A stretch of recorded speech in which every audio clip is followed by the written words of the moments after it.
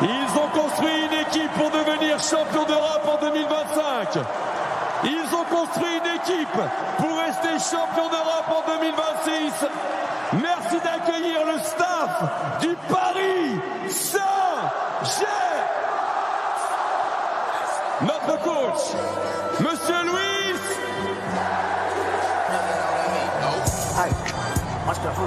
Avec tous ses assistants, Luis Campos à côté de lui. Raphaël, Guilhem, Joaquin, Pedro, Alberto, Boria, Nicolas, Olivier, Dorian, Jocelyn, Boabdella, Juan, Quentin, Louis, Cyril, Geoffrey, Gaël, Mauro, Julien, Quentin, Antoine, Mourad, Tom, Nasserdine, Hamed, Moussa.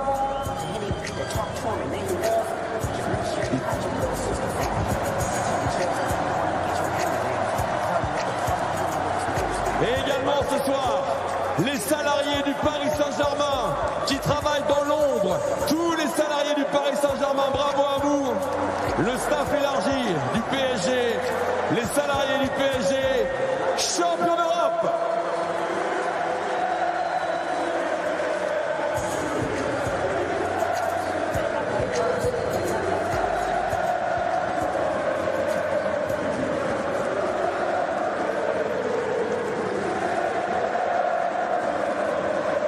Il est temps d'accueillir les héros de Budapest qui nous ont fait vibrer hier soir.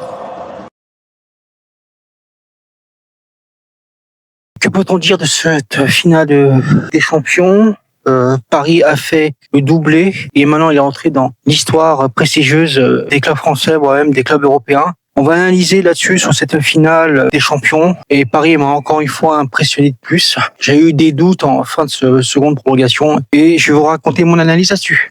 Qu'est-ce qu'on peut dire de cette finale entre le PSG et Arsenal? Tout d'abord, première mi-temps en faveur d'Arsenal, déjà par un contre suite d'une erreur Marquinhos sur Arsenal et Calaverse qui marque sur un angle mort au-dessus de la tête de Savonov. À ce moment-là, Arsenal jouait leur propre jeu, c'est-à-dire marquer un but et jouer bloc bas comme à l'italienne. Et c'est là où, pour moi, Arsenal avait très bien joué cette finale. Et je pense que c'est comme ça que je les ai vus. Ils avaient bien pressé les joueurs du PSG. C'était toujours comme ça quand tu joues contre le PSG. C'est pendant 20 minutes, les joueurs ils laissent l'adversaire, le ballon à l'adversaire et pour voir ça. Et moi j'ai pu observer un round d'observation de Luis Enrique sur Arsenal et on les a pas sentis en rythme, en manque de cause et on les a pas sentis assez décisifs ni assez tranchants la part des gens du PSG. Mais je pense que pour moi c'est plus un round d'observation que Arsenal dominait. Je pense que Arsenal jouait les petites fautes à la con pour essayer de déstabiliser les joueurs PSG et aussi gagner du temps. Je m'attendais aussi à un arbitrage assez favorable à Arsenal. Non, pas du tout. Je trouve que l'arbitre était très bon hier soir. En réalité, cet arbitre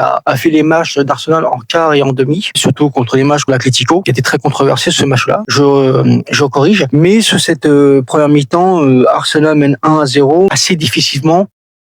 Seconde période, le PSG a commencé à presser pendant les 20 premières minutes. Et c'est là où, pour moi, j'ai pas compris le jeu d'Arsenal. D'habitude, calculer tout assez froidement, assez ennuyeux, très peu de passes. Triste record aussi, ils ont fait très peu de passes, Arsenal. Je crois 45 passes sur ce match. Mais ce qui était, ils essayaient de maîtriser. Mais depuis, ils étaient moins en serein, voire même au contraire, plus stressé, moins en confiance. Jusqu'à ce qu'à l'erreur qu'attendait le PSG, c'est l'erreur de, je sais plus comment il s'appelle, qui allait se prendre un carton jaune. Il fallait être réduit à 10 en plus. Il faut que je retrouve les joueurs. Excusez-moi.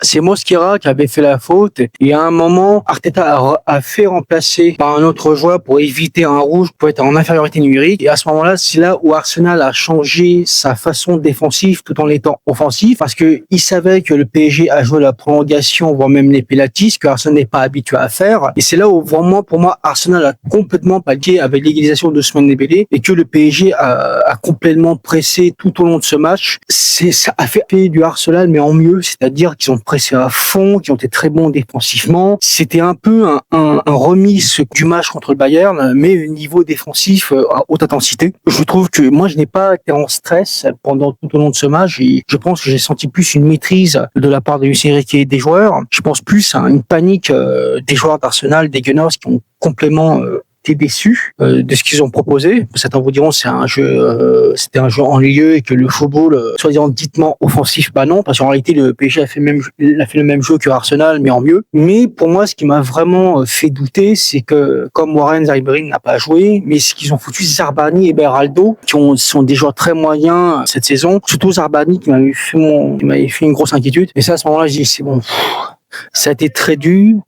C'est en fin de seconde prolongation que j'étais inquiet parce qu'il a mis Zarbani et Beraldo, c'est-à-dire 2 joueurs moyens de cette saison. Mais ils ont fait leur boulot, et en plus avec Savonov qui a fait ce qu'il avait pu. Voilà, le symbolisme, un joueur russe et un joueur ukrainien qui jouent ensemble à Paris, c'est beau. Et qu'est-ce qu'on peut dire au penalty? J'étais pas inquiet, quoi, pas du tout. J'attendais vraiment ce qu'ils allaient faire. Et pour une fois, encore une fois, Savonov a encore fait du boulot comme d'habitude. C'est la 4e fois cette saison que Paris gagne une compétition au tir au but après la Super Coupe de l'UEFA contre Tottenham, aussi la Coupe intercontinentale contre Flamengo, le trophée des champions contre l'OM. Là, ils ont gagné contre Arsenal, quoi. Et Arsenal a été brisé mentalement tout au long de ce match.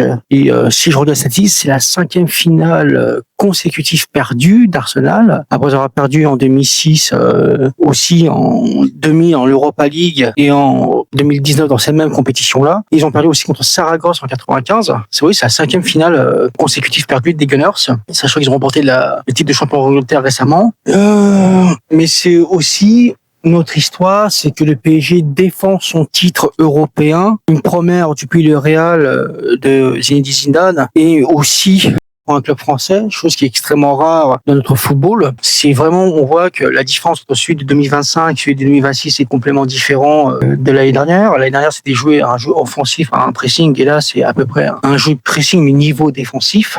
Et qu'est-ce qu'on peut dire de Luis Enrique? Il est devenu ce soir l'entraîneur du PSG le plus titré de ce club. Et il a encore fait une fois l'histoire de ce club. Il a prouvé encore maintes fois que c'est lui le patron, que c'est lui le boss et qu'il a compris déjà la mentalité parisienne. Et je demande qu'on lui fasse une statue à lui.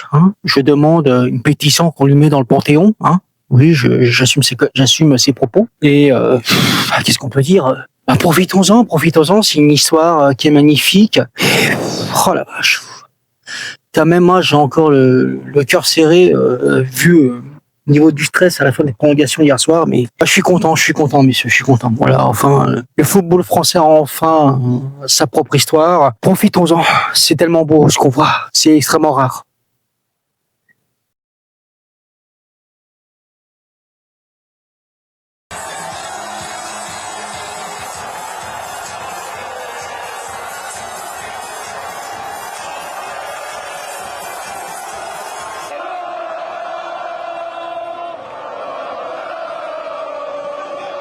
On va se casser la va plus fort.